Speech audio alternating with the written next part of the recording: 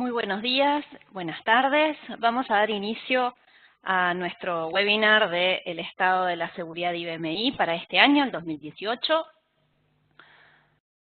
La agenda que vamos a llevar adelante hoy es contarles inicialmente la metodología con la que hacemos este estudio de seguridad. Luego vamos a compartir los resultados del estudio y finalmente preguntas y respuestas en la medida en que ustedes tengan interés en consultar algo particular. Mi nombre es Amneris Teruel, me especializo en monitorización, automatización y seguridad. IBMI, una de mis plataformas predilectas, en la cual trabajo hace mucho tiempo, y estoy localizada en las oficinas de Help Systems para Latinoamérica, en la ciudad de Buenos Aires. Y este webinar lo estamos llevando a cabo, compartiéndolo con todo nuestro mercado de habla hispana, tanto latinoamericano como en Europa. Vamos a contarles entonces sobre el estudio y cuáles son los objetivos de este estudio. Este estudio lo hacemos en Help Systems hace 15 años, es único en el mercado, realmente es muy valorado, tenemos muy buen feedback de lo que significa este estudio para quienes trabajan en la plataforma IBMI. IBM mismo halaga mucho nuestro estudio. Y lo que buscamos con esto es poder ayudar a los profesionales de tecnología para que conozcan cuáles son las exposiciones, cuáles son los riesgos que se sufren hoy con respecto a la seguridad en la plataforma, ayudarlos a poner foco, ¿sí?, en temas claves de las regulaciones, ¿sí?, y también ayudarlos a desarrollar planes de trabajo, ¿sí?, planes estratégicos donde ustedes puedan atacar exitosamente aquellas vulnerabilidades de alto riesgo que puedan tener en sus plataformas. ¿Cómo obtenemos esta información?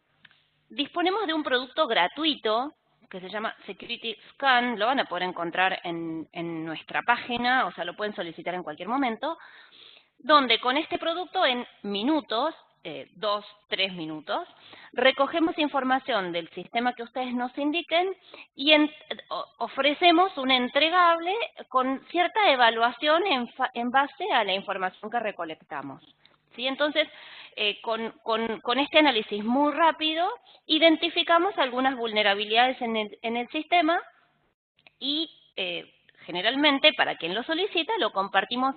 Luego tenemos una charla compartiendo los resultados, evaluando, ¿sí? Y esta información que recupera el Security Scan, o bien pueden compartirlo con nosotros, es voluntario, ¿sí?, es anónimo, ¿no? Entonces, lo que ustedes indiquen no va a quedar asociado a su identidad o a su organización, es voluntario y anónimo, ¿sí? Y pueden también los resultados, además de decidir si quieren que forme parte de este estudio o no, también lo pueden compartir con algún técnico de Help Systems para conversar sobre el tema.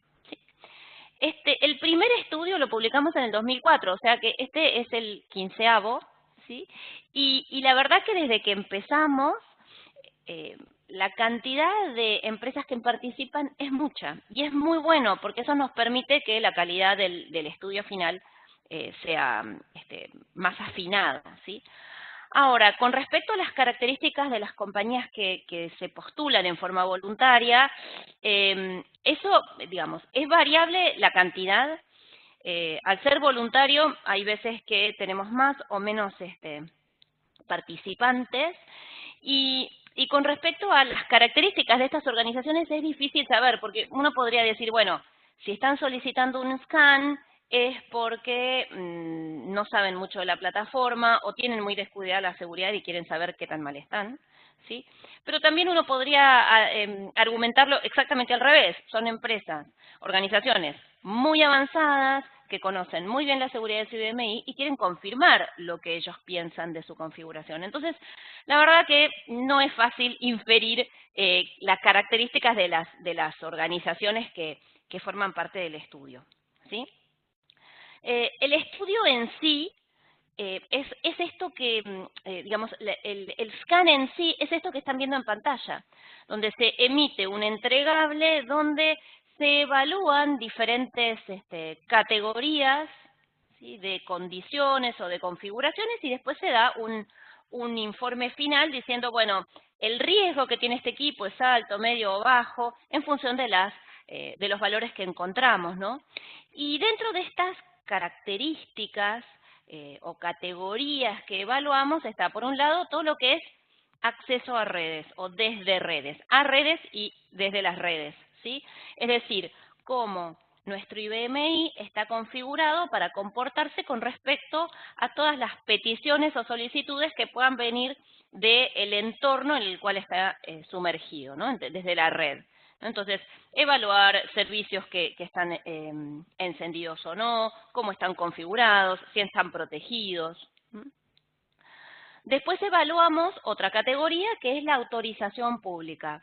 El IBMI tiene una posibilidad de configurar, digamos, su seguridad de una manera muy exhaustiva, es una de las plataformas más robustas y con un scan tan rápido de pocos minutos sería prácticamente imposible evaluar la seguridad de todos los objetos. Entonces, lo que tomamos como representativo es la autorización que tienen las bibliotecas y en su faceta pública, en su asterisco público, ¿sí? Y en función de eso también inferimos algunos aspectos de la seguridad, también revisamos la seguridad por usuario, ¿sí? Se verifica la seguridad misma del objeto usuario, se verifican las características de las contraseñas, los intentos fallidos de sign-on.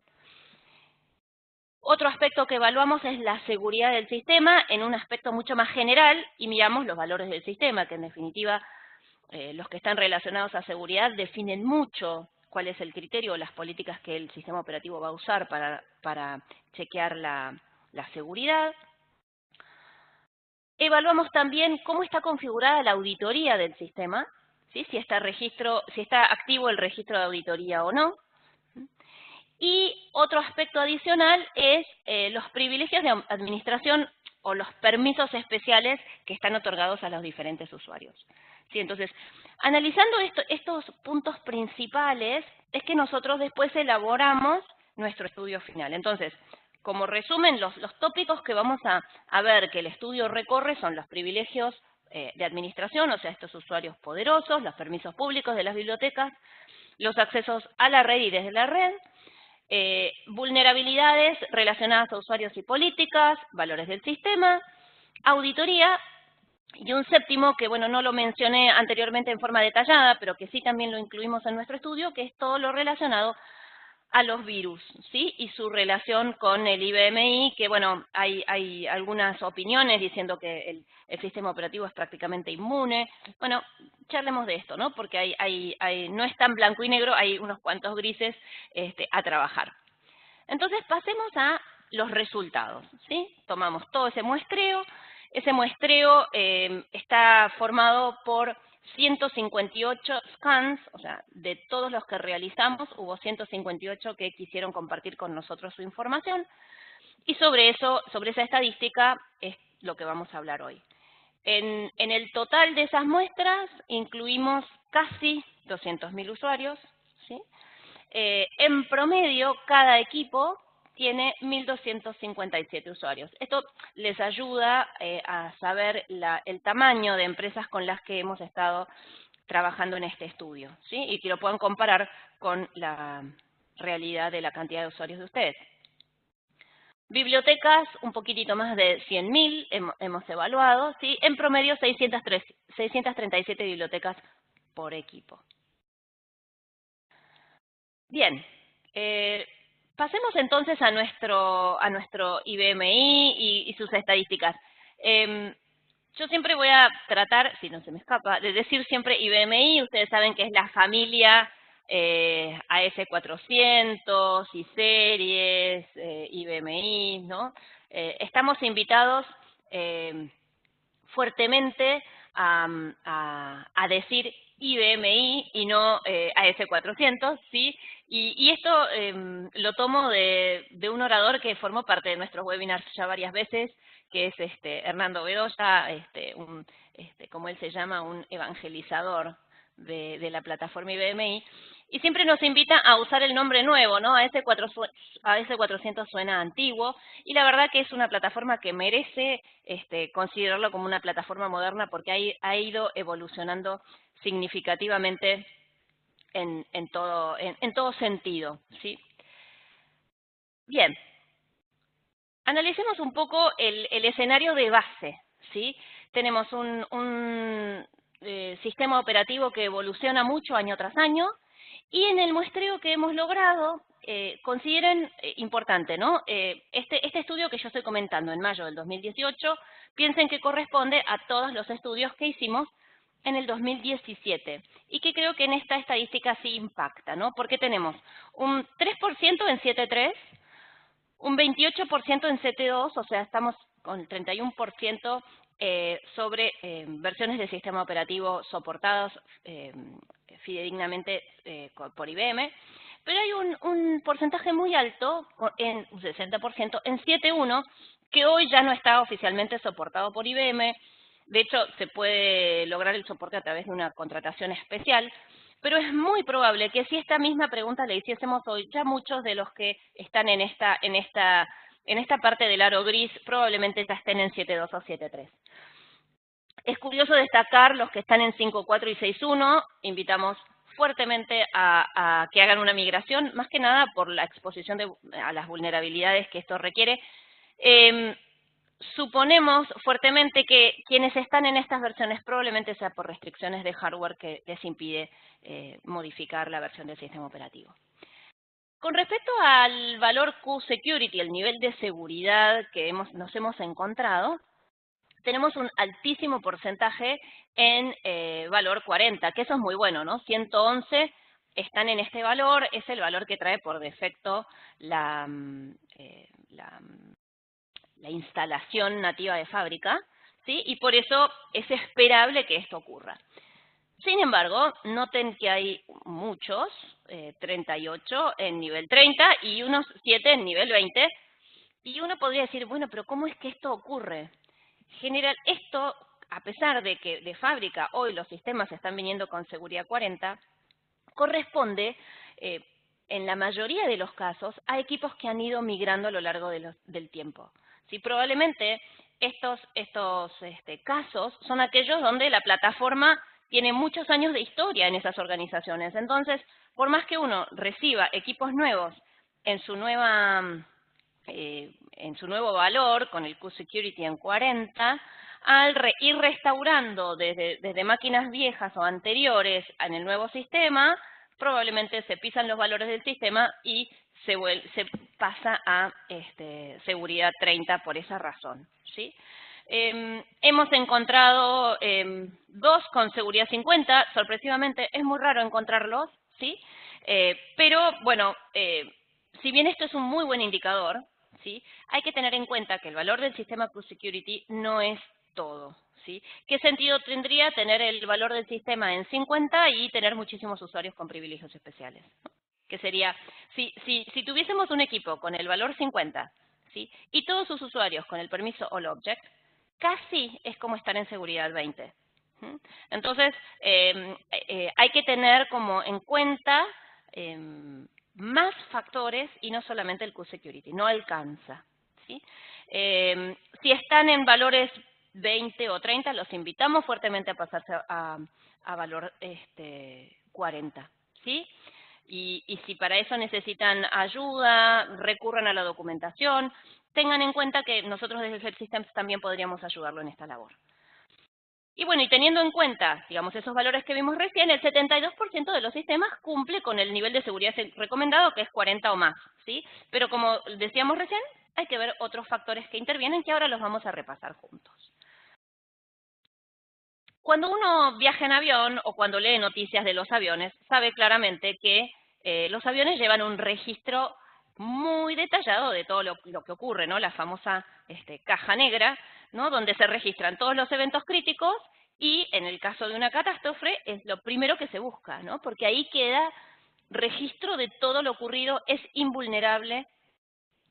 Y en el IBMI tenemos algo muy parecido a la caja negra, que es el journal de auditoría o ¿cómo es la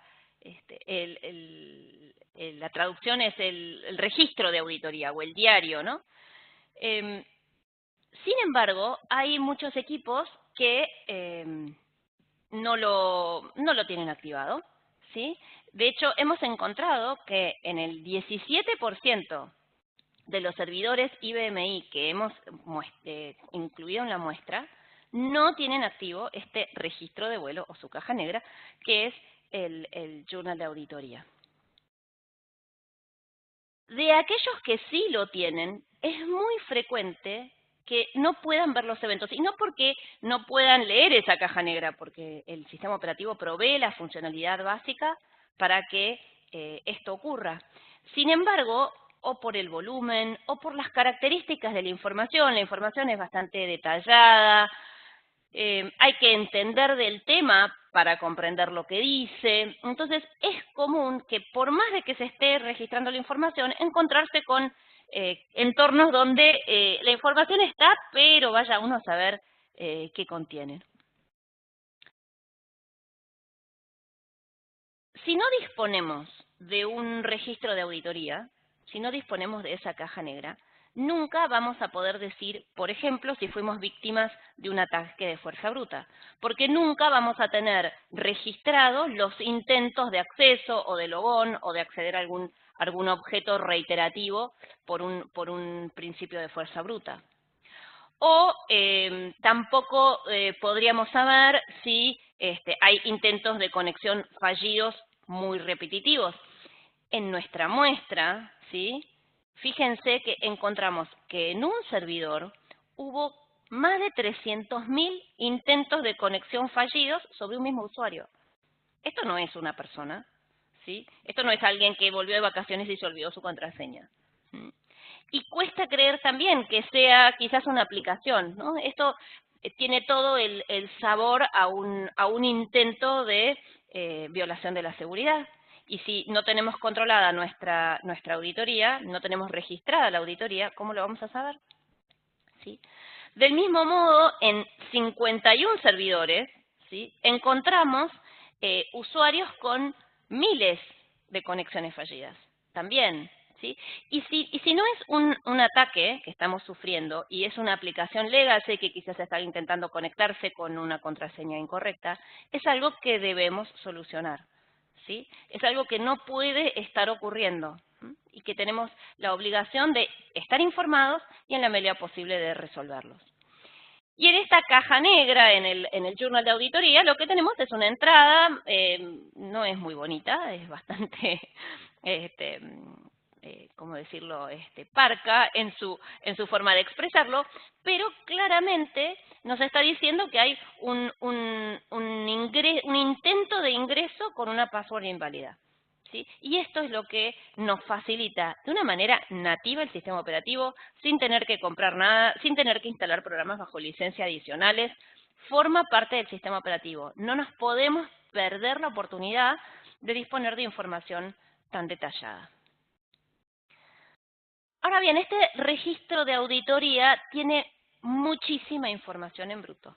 Como dice acá, montañas, ¿sí? Es mucha información.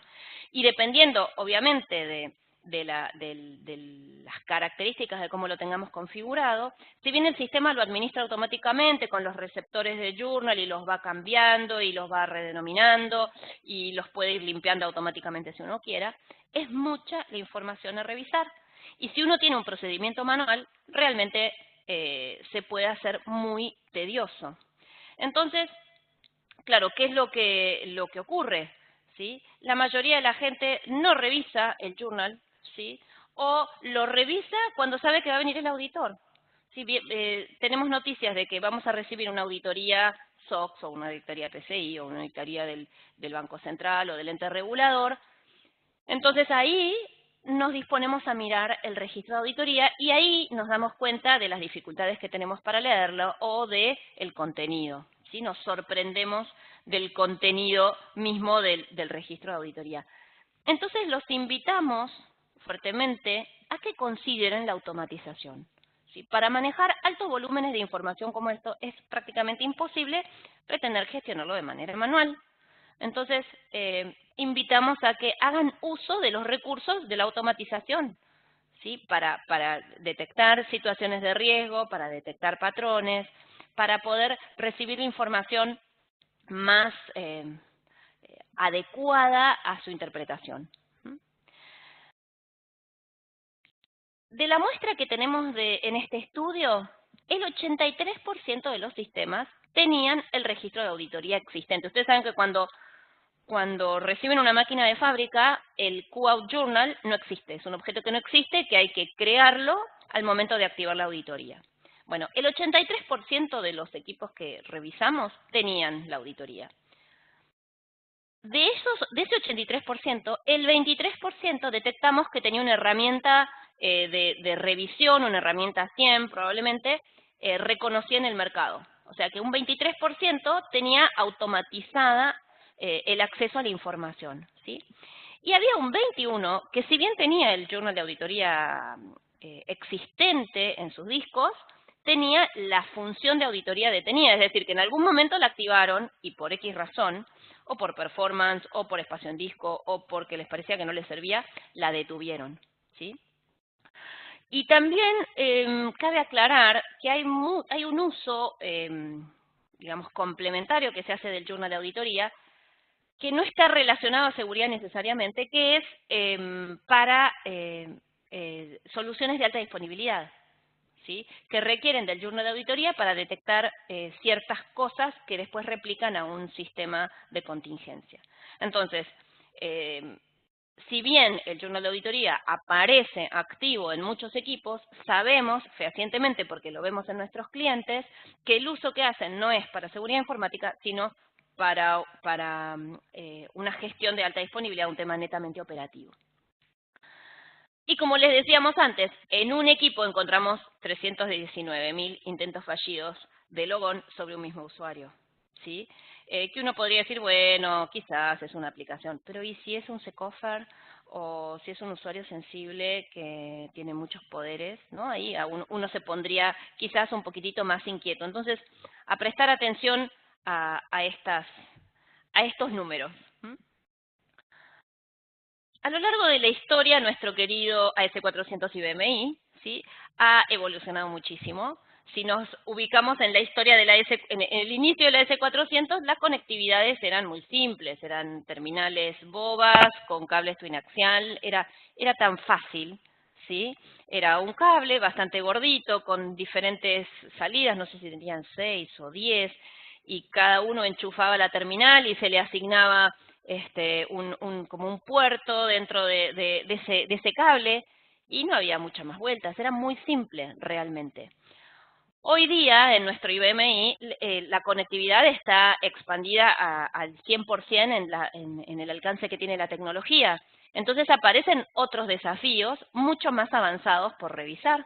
Y por eso aparece esto de controlar qué accesos tengo desde la red y hacia la red en mi IBMI. ¿Sí? Ya olvidémonos de esta conexión tan física como era antes, y ahora con la virtualización todo es mucho más dinámico, ¿sí? Creaciones de nuevos dispositivos, de nuevos enlaces, de controladores, de líneas, ¿no? Todo es muchísimo más intangible, y de ahí la necesidad de un control más detallado. Entonces, hay muchas aplicaciones que vemos, que ustedes probablemente quizás tengan, ¿no? Dependiendo un poco de cuándo uno inició su trabajo con el IBMI, aparecen muchas aplicaciones que confían la seguridad a los menús, ¿sí? Entonces son fáciles de hacer, vos a cada usuario le asignás sus puntos de menú adecuados. Sin embargo, uno cuando diseña la seguridad o pauta la seguridad en base a menús está asumiendo algunas cosas, ¿sí? Algunas premisas que se deben cumplir, que es que el acceso es solo a través de los menús. Hoy día esto no es cierto, ¿sí? Hoy día creo que cualquiera puede asegurar que los usuarios quizás no lo hagan, pero que tendrían los recursos para hacerlo seguro, ¿sí? De acceder a través de otro medio que no sea el menú. La seguridad a través de menús también se basa en el concepto de que ningún usuario tenga permisos a la línea de comando, ¿sí? Y también considerando que no tienen acceso a herramientas como recursos vía SQL, ¿no? Entonces uno dice, bueno, tengo todo cerradito, como si fuese una caja.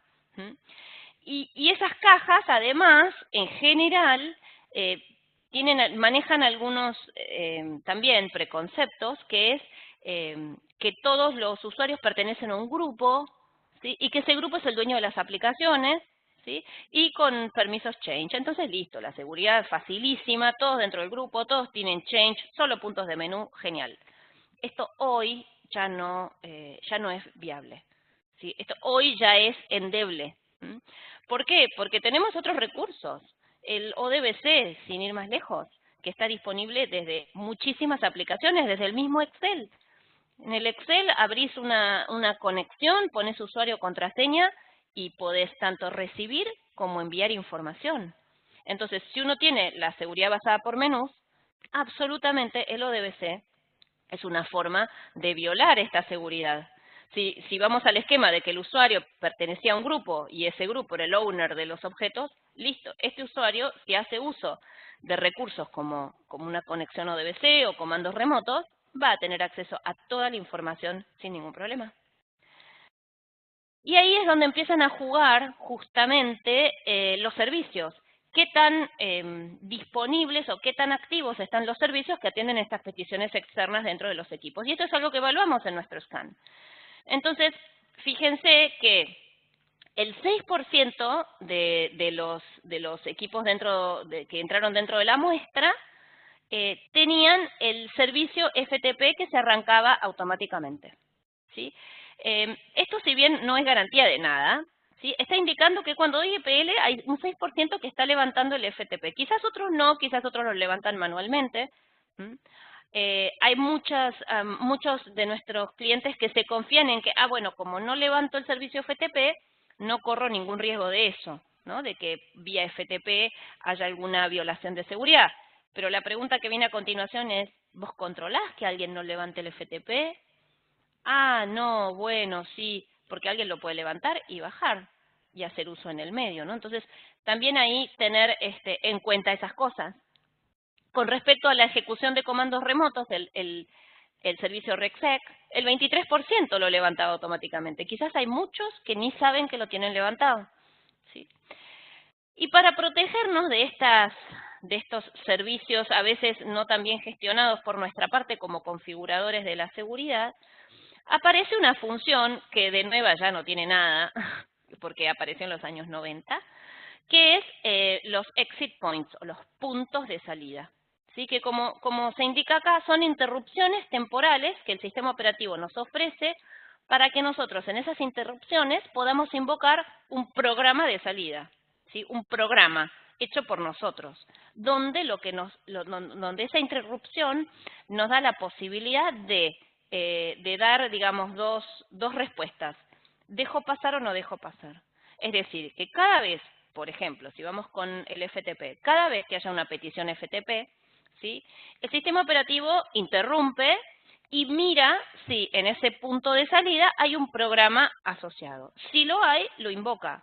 Y de ese programa lo que va a esperar es una respuesta por sí o por no. Si es por sí, la transacción sigue viaje pensando en un FTP que entra hacia el sistema, hacia adentro, ¿sí? Y si dice no, la petición es rechazada automáticamente. Como les decía, no es una funcionalidad nueva. Hay muchos clientes que esto lo programan manualmente.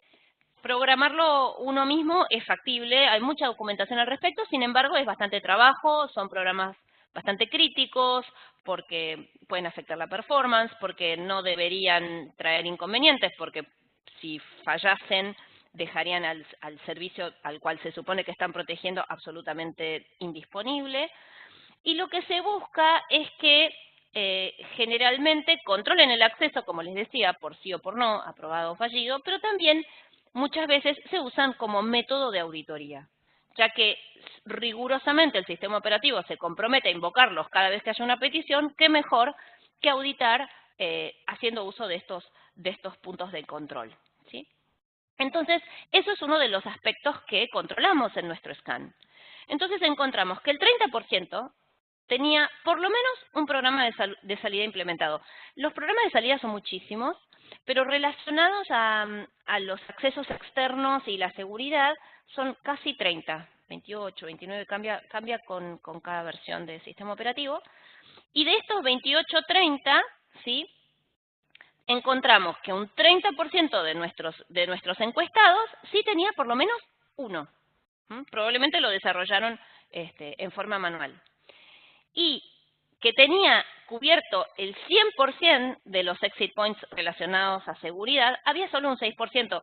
Probablemente este 6% son los clientes que hacen uso de alguna solución comercial, porque existen soluciones comerciales, de hecho nosotros comercializamos una, ¿sí?, para gestionar estos puntos de salida.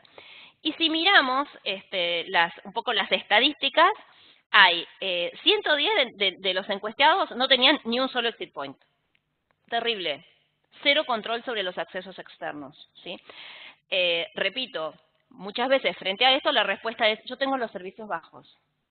Si es así, controlen de que en ningún momento se levanten, ¿sí?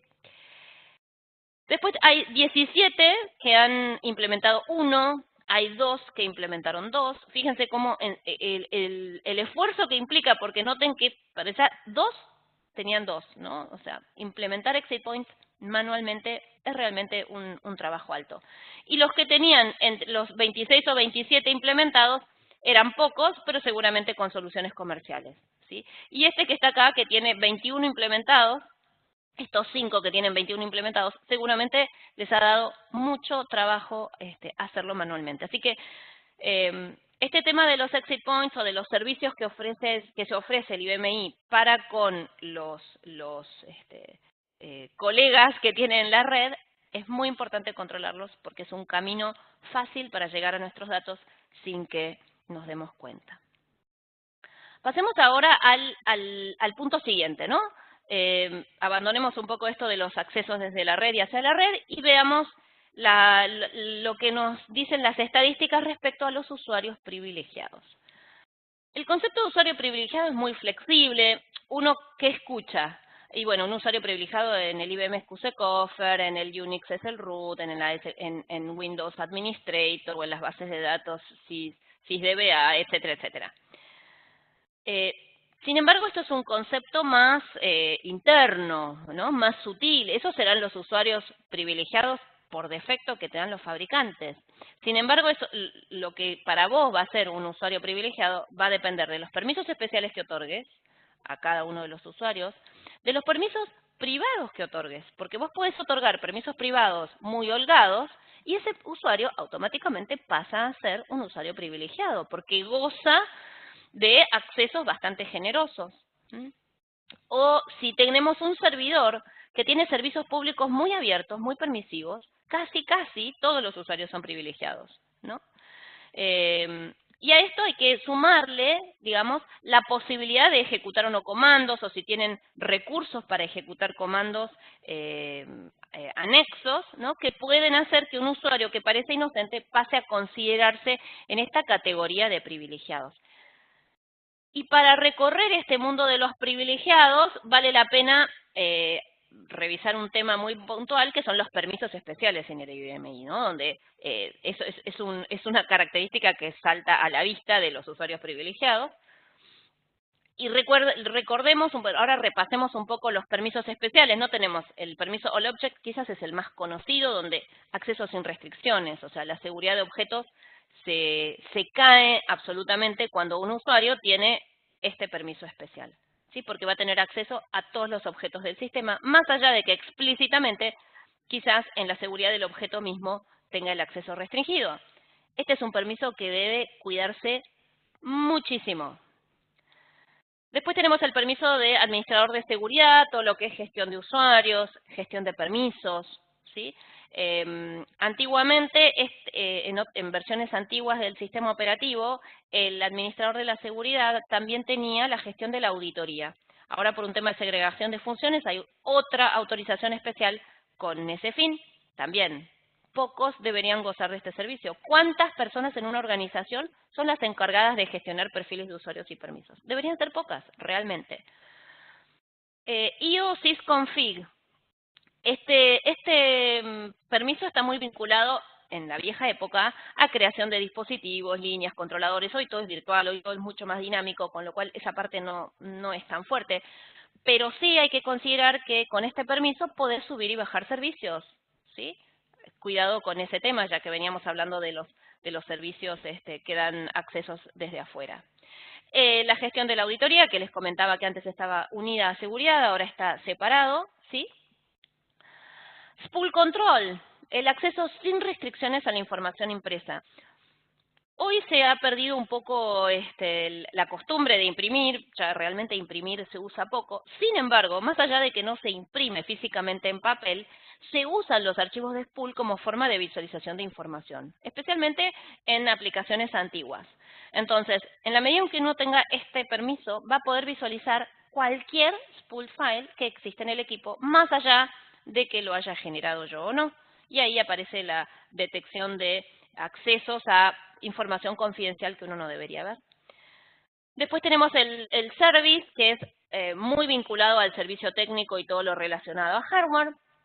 Y después job control, que es la posibilidad de operar el servidor desde una mirada operativa. Gestión full de trabajos, gestión de subsistemas, ¿no? Poner el equipo en estado restrictivo. Este es muy delicado, ¿sí? Y también uno de los servicios especiales que se otorga con inocencia cuando en realidad no deja de ser importante. Y por último, sepsis, ¿no? La posibilidad de resguardar cualquier objeto. También, este es un permiso sobre el cual no se le tiene una mirada crítica, pero, por ejemplo, alguien que goza de este permiso puede salvar objetos, ¿sí? Y puede, además, restaurarlos. Y en este proceso de la restauración, normalmente cuando uno hace un save restore, ¿sí? Y restaura sobre el mismo ambiente donde estaba, los permisos se conservan, ¿sí? Pero cuando uno restaura información sobre una biblioteca que no es la de origen, ¿sí? Por ejemplo, un objeto que está salvado en la biblioteca A y lo restauro en la biblioteca B, ¿sí? Esa biblioteca B probablemente tenga otros permisos, ¿sí? Y si yo tenía la seguridad basada en los permisos de la biblioteca, absolutamente el archivo que estoy restaurando pasa a ser vulnerable. Así que a no perder la mirada.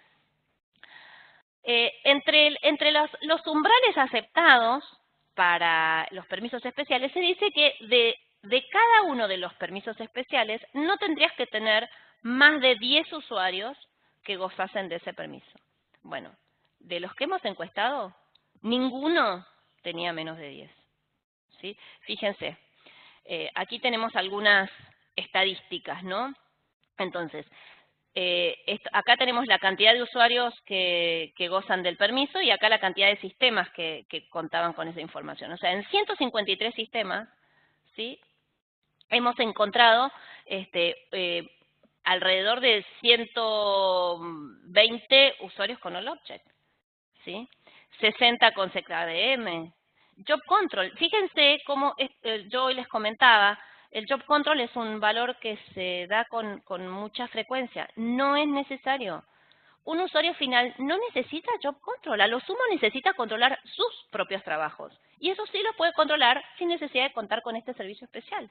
¿Por qué va a necesitar controlar los trabajos de otro, un usuario final? Sí lo entiendo en un área de operaciones, ¿sí? Pero no un usuario final. Lo mismo SafeSys, es necesario que tanta gente tenga la posibilidad de tomar resguardos de la información, ¿no? Con lo crítico que es hoy día el cuidado de la información sensible. ¿Sí? O sea, hoy hay que proteger tanto la información en movimiento como en reposo, ¿no? Y mientras está dentro del equipo todo bien, cuando se saca a un medio físico externo, es más difícil cuidarla. Entonces, cuidemos mucho este permiso especial. Siempre cuesta pensar en que los riesgos vienen desde adentro, sin embargo hay que tener una mirada muy crítica de lo que corresponde a las amenazas internas, y no solo amenazas internas voluntarias, sino también por error. Es muy frecuente ver que personal interno de una organización comparte información sensible con otros por accidente o voluntariamente, pero lo pueden hacer en la medida en que tengan permisos para hacerlo. ¿Sí? Hay un organismo que va registrando la cantidad de registros filtrados. Vieron que todo lo que es vulnerabilidades o data breaches, ¿no? Se cuenta como registros filtrados. Bueno, desde el 2005 lleva un registro de 36 millones de registros filtrados, ¿sí? Y estos números crecen y crecen, ¿sí? Y de todas estas situaciones de violaciones de seguridad, el 49% de las víctimas no pudo recuperar sus pérdidas. Y no son solo pérdidas monetarias, son pérdidas vinculadas a sus datos personales, a su información confidencial, a su reputación. El periodo medio de detección de violaciones de seguridad es de 18 meses. Es altísimo. O sea, si piensen que en promedio, si hoy uno sufre una violación de seguridad, me voy a estar dando cuenta a fines del 2019, en promedio. ¿Sí? Porque muchísimas veces ocurren que hay filtraciones de datos y que no nos damos cuenta. ¿Por qué? Y porque no teníamos la auditoría levantada, porque no la revisamos, quizás se auditó pero nunca me enteré. El camino para resguardar la información siempre tenemos la password, ¿sí? Y también con la contraseña hacemos un control bastante detallado, revisando valores como la longitud mínima de las contraseñas. En la mayoría de los sistemas está seteado entre 6 y 8, muy bien, que esto es lo que principalmente miden las regulaciones. Así que es esperable que esto ocurra, ¿sí? Con respecto a la caducidad de contraseñas, la gran mayoría en 90, que quizás también es un estándar de mercado. Sin embargo, estos 42 que tienen la caducidad en non, los invitamos fuertísimamente a que lo cambien. Y muchas veces esto da miedo de decir, bueno, el impacto que puede tener. Bueno, por lo menos ponerle algo, ¿sí? Ponerle 300, ¿sí? Pero no non, ¿no? Bueno, vieron que con esto de la inteligencia en las redes sociales, donde se detectan contraseñas, es común que las contraseñas los usuarios las compartan, ¿no? La misma contraseña que tengo en Facebook es la de Instagram, es la de la de mi red, la de mi home banking. Bueno, por esa razón es la importancia de la caducidad de las contraseñas, para evitar esas inferencias fáciles de hacer, ¿sí? También hemos revisado si nuestros clientes tienen restricciones respecto del armado de la contraseña. Un 4% solamente tenía condicionamientos respecto de cómo armar las contraseñas, ¿no? Un 54% exigía un dígito en las contraseñas, ¿sí? Sin embargo, bueno, aparecen usos y costumbres sociales, ¿no? Donde, por ejemplo, se cambian las palabras por números, ¿no? Entonces digo, bueno, las E las reemplazo por un 3, las O con un 0, entonces tengo los dígitos, entonces esto es emperador, ¿sí? Y este tipo de cosas se conocen y son algoritmos que se intentan al momento de intentar un fraude, ¿no? Después tenemos la variante de contraseñas más largas que contengan palabras completas, pero son difíciles de recordar para el usuario final. Y después tenemos la clásica contraseña numérica, ¿sí? Y acá empieza a aparecer el concepto de múltiples factores de autenticación, que cada vez está viniendo más fuerte, las normativas lo están exigiendo más. Ustedes saben que ya PCI viene quizás como pionera en las regulaciones, pidiendo cada vez más y más los múltiples factores de autenticación. Vieron que cuando uno autentica, podés autenticar por un solo factor o por más de uno. Los factores son algo que sé, algo que soy o algo que tengo, ¿sí? Por ejemplo, lo que sé puede ser una contraseña, lo que soy puede ser el iris de mi ojo y lo que tengo puede ser un teléfono con claves o una tarjeta de coordenadas, ¿no? Entonces, cada vez estos múltiples factores de autenticación se van instalando. Entonces, es probable que sean tecnologías que haya que ir pensando en incorporar en nuestra organización, ¿sí? También hemos evaluado el valor del número máximo de intentos de inicio de sesión permitidos, ¿sí? Entonces, la mayoría está en 3, que es un muy buen valor, es uno de los estándares de mercado. Sin embargo, estos 6 no max no se puede tener, no se debe, ¿sí? Y esto también es un valor que lo podemos bajar de no max a 50. ¿Quién va a intentar humanamente 50 logones? ¿Sí? A lo sumo afectaremos a algún servicio que está haciendo logones fallidos, ¿sí? Pero invitamos también fuertemente, si ese valor es el que tienen, los invitamos a que reconsideren su ajuste.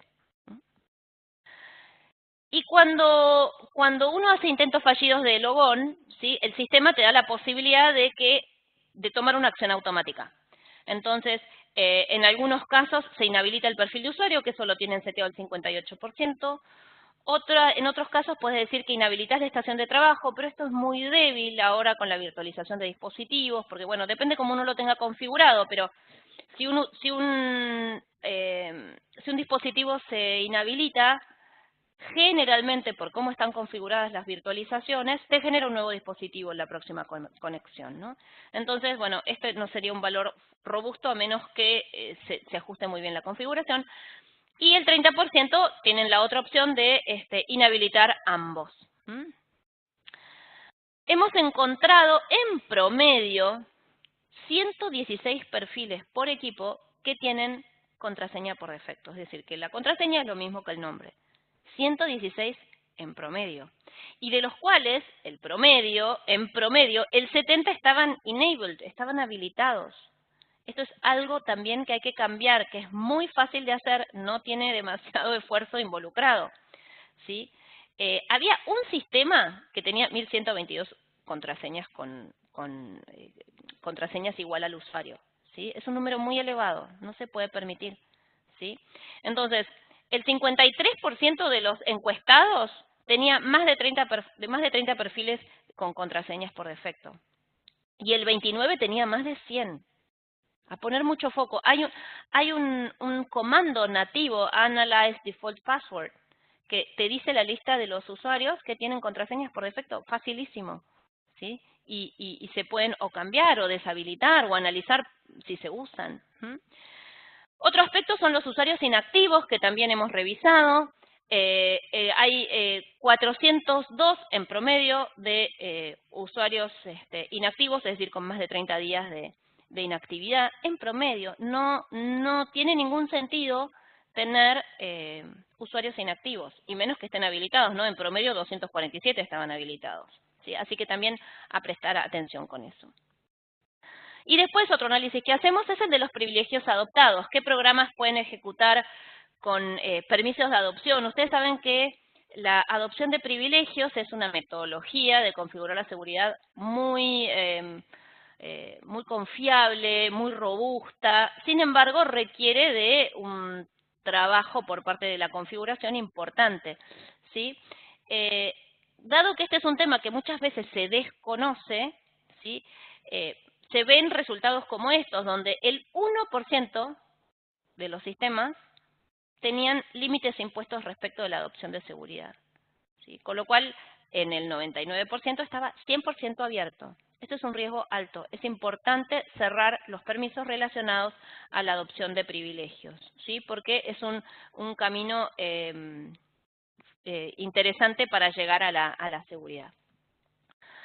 En promedio, 348 perfiles por equipo tenían acceso a la línea de comandos, ¿sí?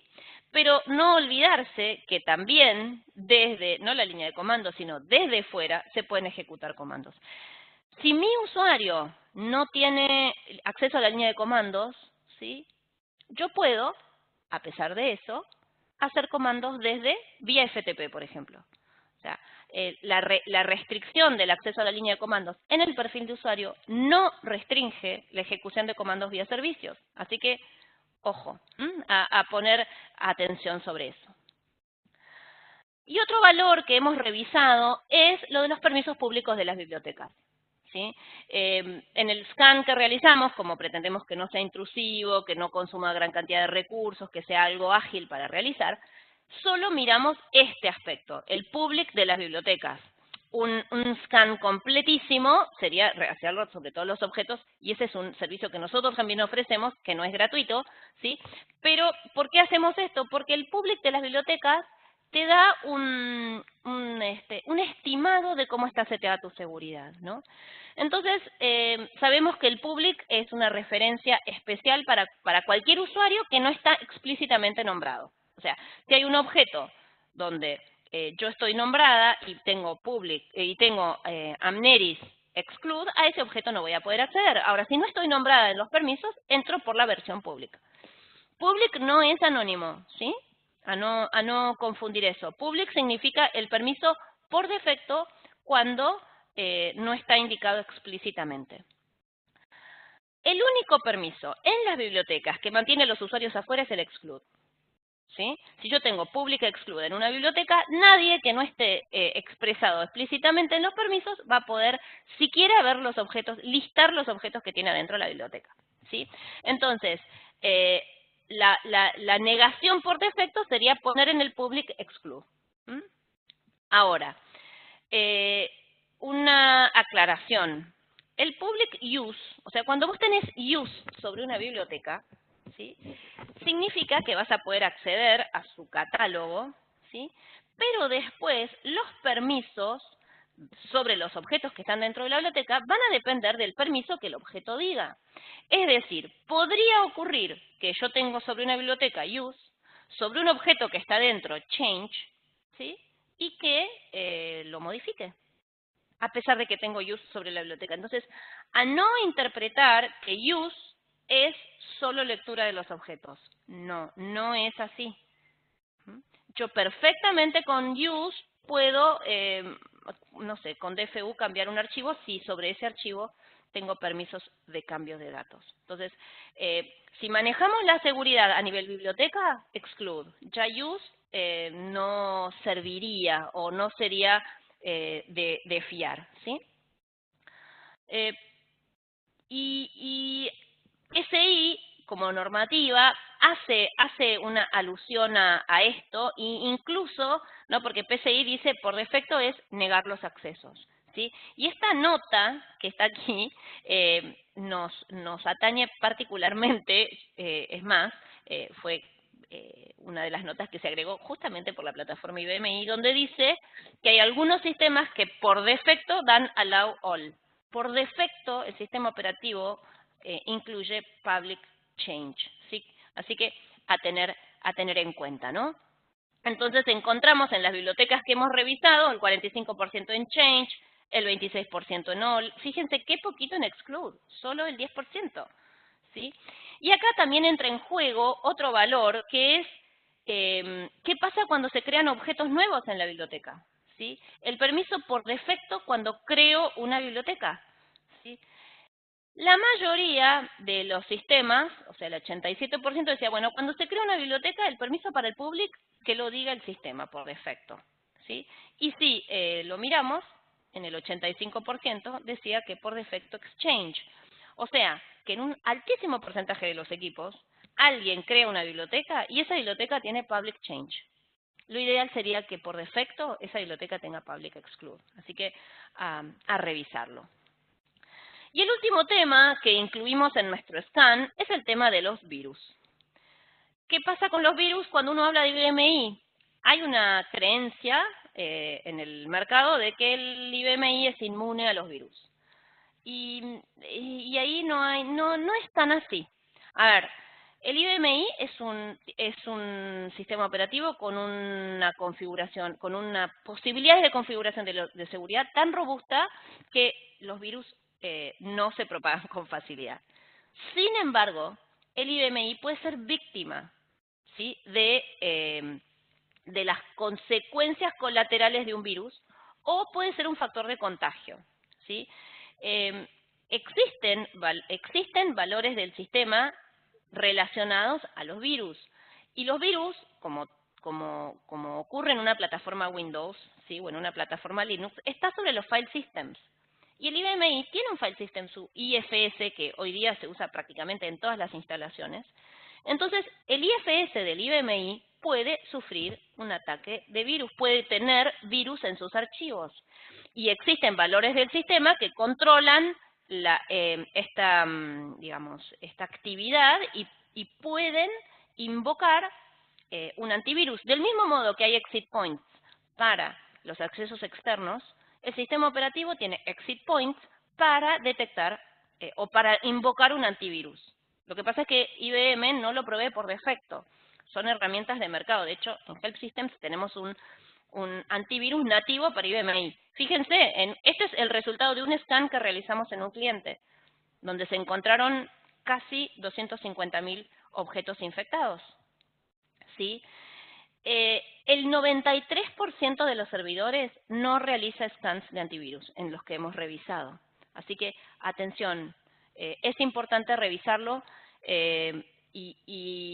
y además de ser factor de contagio, como les decía hoy, desde el file system del IBMI podríamos estar contagiando otros file systems, ¿sí? Si un virus, por ejemplo, detectado en la plataforma, empieza a accionar borrando objetos, ¿sí? O dañándolos de algún modo, no se olviden que en el IFS, depende cómo esté configurado y sus permisos, pero desde el IFS uno tiene acceso a los objetos del sistema operativo. Entonces, si tenemos una seguridad laxa, un virus podría, si su accionar es borrar objetos, podría borrar objetos de mi sistema operativo y dañarlo de manera crítica, ¿sí? Así que atención también con el tema de los virus, ¿sí? Entonces, en resumen, ¿qué revisamos hoy, no? Que nuestros sistemas Power son muy valiosos en nuestra empresa, son plataformas importantes que probablemente tengamos en nuestras instalaciones hace muchos años. Sin embargo, esa fama de equipos robustos, de seguridad súper confiable, genera una situación mala, ¿no? Esto de la tormenta perfecta. ¿Por qué? Porque los profesionales de IBMI, o sea, nosotros, ¿sí? Tenemos poca conciencia de la seguridad. Con la seguridad estamos relajados, ¿sí? Y más aún los profesionales de seguridad, más relajados aún, están muy preocupados por todas sus otras plataformas muy vulnerables y dejan un poquito, entre comillas, abandonadas su equipo IBMI. Así que no permitamos que eso ocurra, no permitamos que los datos no estén asegurados, tomemos conciencia, revisemos nuestros equipos, ¿sí? Y las sugerencias que nosotros les hacemos respecto a qué hacer, por dónde empiezo. Bueno, si quieren, nos avisan y hacemos un scan gratuito. O sea, todo esto que yo comenté con ustedes de los resultados del estudio del año pasado, los podemos hacer con su equipo particular, con toda la confidencialidad que eso requiere, ¿sí? Después, resuelva cabos sueltos. Hay cosas muy fáciles que se pueden resolver. Contraseñas por defecto, usuarios inactivos. Esas cosas simples, resolvámoslas, ¿sí? Y que no tienen muchas consecuencias. Revisemos las propiedades de las configuraciones, las reglas de contraseña, los valores del sistema, adecuemos los que sepamos que no van a tener mucho impacto, ¿sí? Hagamos instrucciones, pruebas de intrusión para FTP, para OVC o los servicios más críticos y veamos qué tan fácil es acceder a nuestros sistemas. Y después, bueno, evalúen si quieren soluciones para automatizar, que los ayuden a detectar situaciones en tiempo real, a configurar mejor sus sistemas, a leer ese registro de auditoría de una forma más amigable.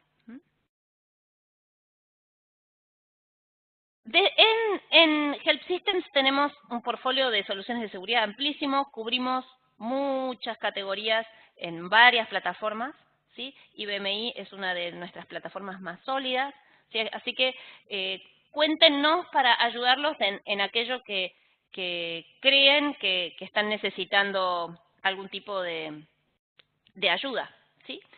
Y ahora en estos 2 o 3 minutos que nos quedan, los invito a que escriban en el chat las diferentes preguntas que tengan para hacerme, ¿sí? Mientras van escribiendo, contarles que, bueno, quizás muchos de ustedes están afectados por GDPR, que entra en vigencia ya en 2 días, ¿sí? Los invitamos a ver 3 webinars que hicimos en Help Systems relacionados con GDPR, ¿sí? Relacionados al IBMI, relacionados a RPA y también a transferencia de archivos. Cómo en estos tres ámbitos podemos ayudar a cumplir con GDPR. Muchísimas gracias por asistir a este webinar. Varios están preguntando cómo nos ponemos en contacto, cómo consigo la información que nos están dando. Está grabado el webinar. A ver, les vamos a mandar cuando terminemos una grabación del webinar, cosa que ustedes lo puedan compartir o volver a escuchar.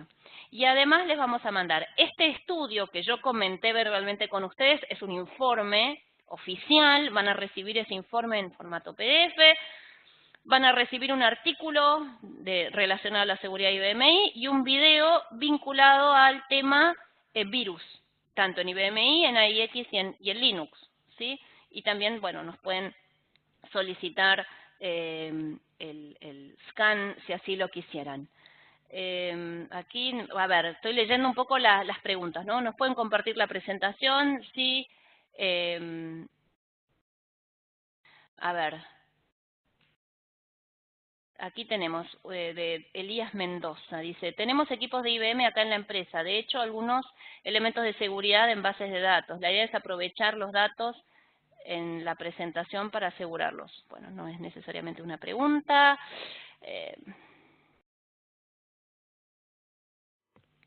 Aquí dice, para los antivirus, ¿las firmas que se usan son las mismas que las de PC? De hecho, sí. A ver, por ejemplo, nuestra solución de antivirus nos basamos en las firmas que provee McAfee, ¿sí? Entonces, del mismo modo que ustedes actualizan las firmas para que el antivirus esté actualizado en la plataforma Windows, por ejemplo, lo mismo ocurriría en cualquier plataforma donde estuvieran controlando los virus de manera nativa, ¿sí? Así que la respuesta es sí. En el caso nuestro, de Help Systems, nosotros nos basamos en las firmas de McAfee, ¿sí? Bueno, aparecen unas cuantas preguntas más, ya estoy excedida del tiempo. Vamos a hacer lo siguiente, sobre estas preguntas que no puedo contestar así al vuelo, las contestaré por mail porque esta información nos queda registrada. Es simplemente agradecerles mucho el tiempo que nos han dedicado. Van a recibir toda esta información, como les decía, con la grabación, con el artículo, con el informe. Entren a nuestra página helpsystems.com/es, donde van a tener en español casos de éxito, versiones de pruebas si quisiesen probar algún producto. Y muchísimas gracias por participar. Los esperamos en nuestro próximo webinar. Chau, chau.